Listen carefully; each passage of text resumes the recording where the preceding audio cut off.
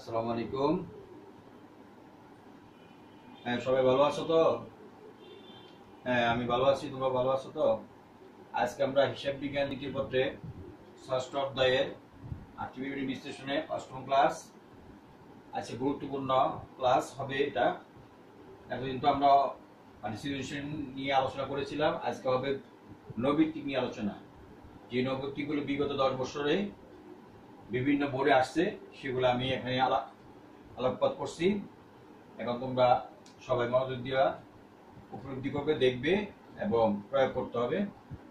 1 নম্বর নৈর্ব্যক্তিক হলো চলতি অনুপাতের আদর্শ মান কত।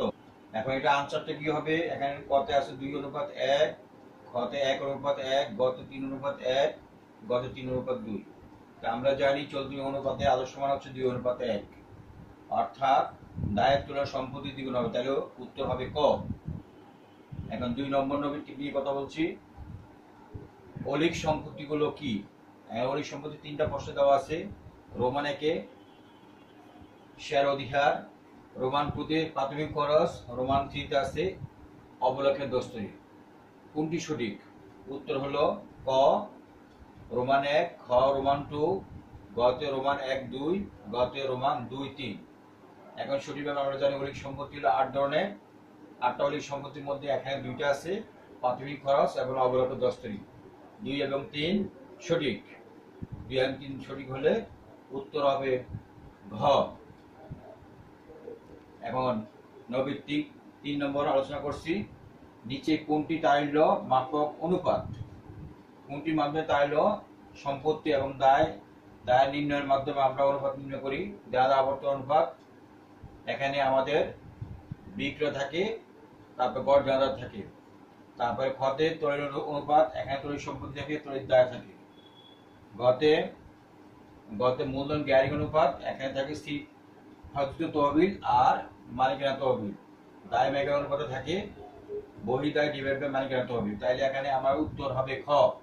ঘরের মধ্যে থাকে তড়িৎ সম্পত্তি ডিভাইড বাই তড়িৎ দায়, তাহলে তারল্য পরিমাপ অনুপাত, উত্তর হবে খ।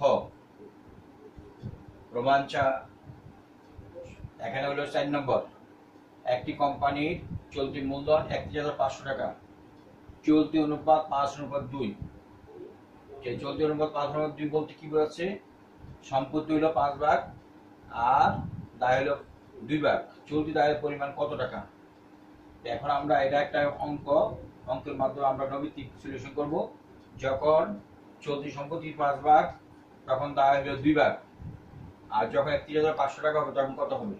তাহলে আমরা লিখবো 31,500 পূরণ 2 ইন্টু ডিভাইড বাই 5, তাহলে হবে 12,600 টাকা। 12,600 টাকা উত্তর।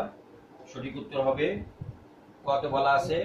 21,000, কত বলা আছে 19,500, কতে 12,600, কতে 9,000, তাহলে হবে সঠিক উত্তর গরুর গ, তাইলে হবে 12,600 টাকা। 5 নম্বর স্থির খরচযুক্ত তহবিল হলো। এখন 1 নম্বর হচ্ছে দীর্ঘমেয়াদী ঋণ, 2 নম্বর প্রদেয় হিসাব, 3 নম্বর অগ্রাধিকার শেয়ার। কোনটি সঠিক? আমরা জানি স্থির খরচযুক্ত তহবিল বলতে দীর্ঘমেয়াদী ঋণ এবং অগ্রাধিকার শেয়ারকে বোঝাচ্ছে। রোমান 1 এবং 3 হওয়ার কথা, রোমান 1, 3 যেখানে, সেটা উত্তর হবে সঠিক খ। কত বলা আছে? রোমান 1, 2, কত বলা আছে? রোমান 1, 3, গতে 2, 3, গতে 1, 2, 3, তাহলে আমরা সঠিক উত্তর হবে খ 1, 3। 6 নম্বর নিচের কোনটি মুনাফা উপার্জন পরিমাপক অনুপাত?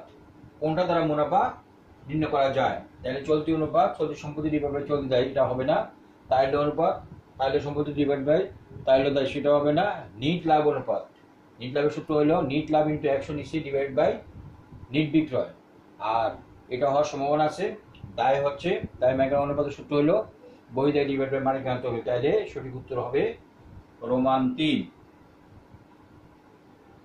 এখন আমরা আসতেছি একটা উদ্দীপক। সবাই উদ্দীপকটা মনোযোগ সহকারে শুনবে, বুঝবে, উপলব্ধি করতে হবে। নিচের উদ্দীপকটি মনোযোগ সহকারে পড়ো এবং 7 ও 8 এর জবাব লিখো। বিক্রয় 6 লক্ষ টাকা, মোট লাভ 2,70,000 টাকা, তারপরে বিক্রয় ভাগ 15,000 টাকা, বিক্রয় ভাগটা 20,000 টাকা। এবং নিট লাভ 1,20,000 টাকা। তাইলে এখন আমাদের 7 নম্বর 90 থেকে নিট বিক্রয় কত? তা আমরা জানি নিট বিক্রয় বাই করতে হইলো বিক্রয় থেকে আমরা বিক্রয় ফেরত বাদ দিব, অলিখিত বিক্রয় থাকলে যোগ করব, তারপর বিক্রয় বারটা বাদ দিব। তাইলে এখন আমাদের উদ্দীপক অনুযায়ী বিক্রয় ছিল 6 লাখ, 6 লাখ থেকে আমরা বাদ দিব বিক্রয় ফেরত 15,000, বিক্রয় বারটা বাদ দিব 20,000, তাইলে হইলো 5,30,000। এখন আমাদের কত বলা আছে? 5 লাখ, হতে 5,30,000, গতে 6,60,000, ঘতে 6,80,000। তাই সঠিক উত্তর হবে খ, হতে 5,30,000 টাকা। এখন 90 থেকে 8 নম্বর, মোট লাভ অনুপাত কত? তাহলে আমরা উদ্দীপকটা ছিল আমাদের বিক্রয় ছিল, মোট লাভ ছিল, বিক্রয় ফেরত ছিল, বিক্রয় বার্তা ছিল, নিট লাভ ছিল। তাহলে এখন আমরা জানি মোট লাভ নির্ণয়ের সূত্র হলো, মোট লাভ অনুপাতের সূত্র হলো, উপরে আমরা লিখবো মোট লাভ ইন্টু 100, নিচে হলো নিট বিক্রয়। তা আমরা 7 নম্বরে নিট বিক্রয় পেয়ে গেছি 5,30,000 টাকা। তাহলে এখন এটা উত্তর কত বলা আছে? 20%, খতে বলা আছে 30%, গতে 40%, ঘতে 51%। এখন আমরা সঠিকভাবে আমরা করতে হলে কি করতে হবে? উপরে নিট বিক্রয় হইলো নিট লাভ হলো 2,70,000, পুরোনো 100, নিচে হইলো 5,30,000। তাহলে এখন কাটাকাটি করলে 50.94% হচ্ছে। এখন 50.94%কে আমরা 51% হিসেবে লেখা যায়, সঠিক উত্তর হবে গ। এখন 9 নম্বর, নিচে কোনটি তারল্য অনুপাত? এখন তারল্য অনুপাত বলতে কি বোঝাচ্ছে সেটা আমরা জানি। তারল্য বলতে তরল সম্পত্তি এবং দায় বিনিময়ে আমরা হবে অগ্নি পরীক্ষা অনুপাত, মোট লাভ অনুপাত, গত হইল দায় মাইগ্রেন অনুপাত, ঘত হইল মজুদ আবর্তন অনুপাত। তাইলে এখন অগ্নি পরীক্ষা অনুপাতের অপর নাম হলো তারল্য অনুপাত, তারপরে এসি টেস্ট রেশিও, এই তিনটা বোঝাচ্ছে। তাইলে এখানে আমরা সঠিক উত্তর হবে ক। 10 নম্বর, বিক্রিত পণ্যের ব্যয়কে গড় মজুদ দিয়ে ভাগ করলে কি নির্ণীত হয়? এখন বিক্রিত পণ্যের ব্যয়ের সাথে গড় মজুদের কি সম্পর্ক? তো বিক্রিত তাহলে কত বলা আছে? মজুদ আবর্তন অনুপাত, খতে দানাদার আবর্তন অনুপাত, গতে মূলধন আবর্তন অনুপাত, ঘতে পাওনাদার আবর্তন অনুপাত। তা আমরা জানি বিক্রিত পণ্যের ব্যয় ডিভাইড বাই গড় মজুদ ভাগ দিলে হয় মজুদ আবর্তন অনুপাত। তাহলে সঠিক উত্তর হবে ক। 11 নম্বর, নিট মুনাফা অনুপাতের সঠিক সূত্র কোনটি? আমরা জানি নিট অনুপাতের সঠিক সূত্র হলো নিট লাভ ইন্টু 100, নিচে হলো নিট বিক্রয়। তাহলে এখন কত বলা আছে? নিট বিক্রয় ইন্টু 100, নিচে নিট লাভ। তাহলে এটা হবে না। খতে নিট মুনাফা ইন্টু 100, নিচে হলো মোট মুনাফা, সেটা হবে না। গত হইলো নিট লাভ ইন্টু 100, নিচে হলো নিট বিক্রয়, সেটাই হবে। আর গত বলা আছে নিট বিক্রয় ইন্টু 100, নিচে হলো নিট ক্রয়। তাহলে সঠিক উত্তর হবে গরুর গ। এখন আসো 12, বিনিয়োজিত মূলধন নির্ণয়ে অন্তর্ভুক্ত হবে। যে বিনিয়োজিত মূলধন, আমরা জানি বিনিয়োজিত মূলধন সূত্র হলো মোট সম্পত্তি মাইনাস গড় সম্পত্তি মাইনাস চলতি দায়। এখন এটা একটা সূত্র। আরেকটা সূত্র হচ্ছে দায়ের দিকে থাকে শেয়ার মূলধন প্লাস সাধারণ সঞ্চিতি প্লাস অবর্ণিত মুনাফা মাইনাস গোয়া সম্পত্তি। তাইলে এখন রোমান 1 আছে শেয়ার মূলধন, রোমান 2 আছে প্রদেয় বিল, 3 আছে সাধারণ সঞ্চিতি। তাইলে এখন আমরা কোনটি সঠিক? কতে বলা আছে 1 2, খতে 2 3, গতে 1 3, গতে হলে 1 2 3। তাই সঠিক মানে এখানে আমরা সঠিক উত্তর হবে রোমান 1 রোমান 3। রোমান 1 আছে শেয়ার মূলধন, রোমান 3 আছে সাধারণ সঞ্চিতি। তাহলে সঠিক উত্তর হবে গরুর গ, গ নম্বর। এখন আমরা উদ্দীপক 13 এবং 14 নিয়ে আলোচনা রাখছি। নিচের উদ্দীপক থেকে 13 এবং 14 নং প্রশ্নের উত্তর দাও। মজুদ পণ্য 60,000 টাকা, নগদ 30,000 টাকা, আসবাবপত্র 50,000 টাকা, প্রাপ্য হিসাব 25,000 টাকা, প্রদেয় হিসাব 30,000 টাকা, অফিস সরঞ্জাম 80,000 টাকা, ব্যাংক ওডি বলতে ওভারড্রাফটকে বোঝাচ্ছে 20,000 টাকা, ব্যাংক ঋণ 75,000 টাকা, প্রদেয় নোট 20,000 টাকা, এবং অনুপার্জিত আয় হলো 20,000 টাকা। এখন আমরা চলতি সম্পত্তি কি কি সেটা আমরা একটু বুঝে নেই। মজুদ পণ্য, নগদ, প্রাপ্য হিসাব, তারপরে হলো আমাদের এই চারটে হলো আমাদের তিনটে হলো চলতি সম্পত্তি। এখন আমরা উদ্দীপক 13তে আছে চলতি সম্পদের পরিমাণ কত। তাহলে আমরা যদি চলতি সম্পদ এখানে 60,000 যোগ 30,000 যোগ 25,000, তাহলে হয় উত্তর হবে 1,15,000। এখন আমাদের কত বলা আছে 2,35,000, কত বলা আছে 1,65,000, গত বলা আছে 1,15,000, গত বলা আছে 90,000। সঠিক উত্তর হবে গরুর গ 1,15,000 টাকা। 14 নম্বর, চলতি মূলধনের পরিমাণ কত?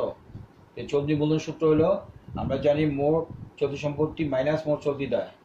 চলতি সম্পত্তি আমরা পেয়ে গেছি কতে 1,15,000। চলতি দায় বলতে আমাদের কি বোঝাচ্ছে? প্রদেয় হিসাব, ব্যাংক অডিট, তারপর প্রদেয় নোট, অনুপ্রর্তিত আয়। তাহলে আমরা লিখবো 30,000 যোগ 20,000 যোগ 20,000 যোগ 20,000, তাহলে হবে 90,000। অতএব চলতি মূলধন হবে 1,15,000 মাইনাস 90,000 ইকুয়াল টু 25,000। তাহলে সঠিক উত্তরের মধ্যে আমরা কত বলা আছে 1,65,000, কত বলা আছে 80,000, গত বলা আছে 1,55,000, গত বলা আছে 25,000। তো সঠিক উত্তর হবে গোড়ার ঘ 25,000 টাকা। তারপর নৈমিত্তিক 15 নম্বর, মুনাফা অর্জন ক্ষমতা অনুপাত কি? মানে মুনাফা অর্জন ক্ষমতা অনুপাত দ্বারা আমরা কি বুঝাই? কোন অনুপাত? রোমান 1-এ বলা আছে মোট লাভ অনুপাত, রোমান 2-তে বলা আছে বিনিয়োজিত মূলধন অনুপাত, রোমান 3-তে বলা আছে প্রাপ্য হিসাবে আবর্তনের অনুপাত। এখন সঠিক উত্তর কোনটা? কোনটি সঠিক? 1, 2, 1, 3, 2, 3, 1, 2, 3। তাহলে সঠিক উত্তর হবে 1, 3। 1-তে বলা আছে মোট লাভ অনুপাত, 3-তে বলা আছে প্রাপ্য হিসাবে আবর্তন অনুপাত। এই দুইটা জিনিস হবে, তাহলে সঠিক উত্তর হবে খ। আমরা এখন 16 এবং 16 থেকে 18 তিনটা নৈমিত্তিক আলোচনা রাখবো। 16 থেকে 18 নিচে উদ্দীপকটি আমরা পড়ছি। নগদ 15,000 টাকা, প্রাপ্য হিসাবে 28,000 টাকা, মজুত পণ্য 40,000 টাকা, ব্যাংকে জমা 7,000 টাকা, তারপর অগ্রিম খরচ 20,000 টাকা, বিক্রয়যোগ্য সিকিউরিটি 20,000 টাকা, আসবাবপত্র 10,000 টাকা, যন্ত্রপাতি 80,000 টাকা। এখানে আমরা 16 নম্বর বলছে মোট চলতি সম্পত্তি কত? চলতি সম্পত্তি আমরা জানি এখানে নগদ, প্রাপ্য হিসাব, মজুত পণ্য, ব্যাংকে জমা, অগ্রিম খরচ, এই 5টা। তো 15,000 যোগ 28,000 যোগ 40,000 যোগ 7,000 যোগ 20,000 যোগ করলে হবে 1,10,000। সঠিক উত্তর হবে খ। এখন আমরা 17 নম্বর চলে যাচ্ছি। 17, স্থায়ী সম্পত্তি অনুপাত কত? স্থায়ী সম্পত্তি কত? স্থায়ী সম্পত্তি বলতে আমাদের এখানে স্থায়ী সম্পত্তি কি কি আছে? বিক্রয়যোগ্য সিকিউরিটি, আসবাবপত্র, তারপর যন্ত্রপাতি, এই 3টা।